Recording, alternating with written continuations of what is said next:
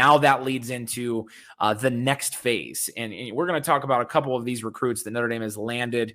But really who I want to talk about is a guy, Austin Novasad, who just got an offer from Notre Dame today. He's a commit to Baylor out of the state of Texas, a guy that's really been kind of shooting up the boards in terms of his popularity as a quarterback.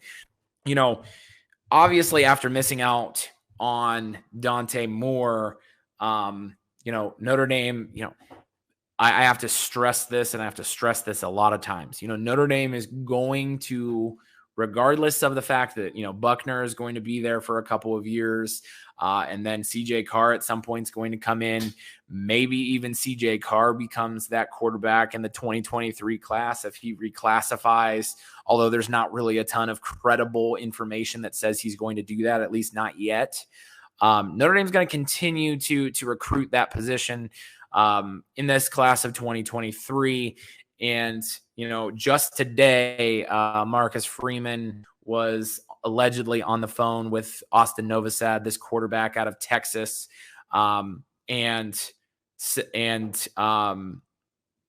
extended an offer to be the quarterback at Notre Dame.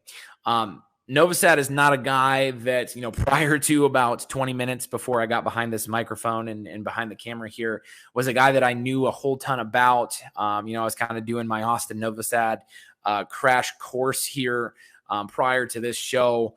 But again, that's a guy to keep an eye on. He's a guy that, like I say, one of his first big offers was Baylor. It seems like he committed to Baylor pretty early. He's really, even though he's been a verbal commit to Notre Dame, seems to be a guy that he's a verbal commit to Baylor, seems to be a guy that has kind of kept his recruitment early and open from his early commitment. Sorry, stumbling over my words there. I'm also trying to read your comments at the same time, which always gets me going. But, and is a guy that has picked up offers from, the Texas A&Ms of the world and, some other schools like Ohio State. A guy that is a pretty typical pocket passer, a guy with a big arm, a guy that has thrown for a lot of yards, playing in Texas as a high schooler, and a guy that I think would be a great get for Notre Dame to get into that quarterback room.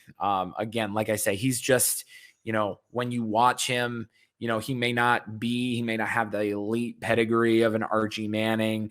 He may not have, the notoriety of even a CJ Carr in Notre Dame's 2024 class. He might not be, up there yet, but he's a guy that has been shooting up the boards of the experts, a guy that has been gaining a lot of notoriety as of late, as the Elite 11 and things carries on this summer.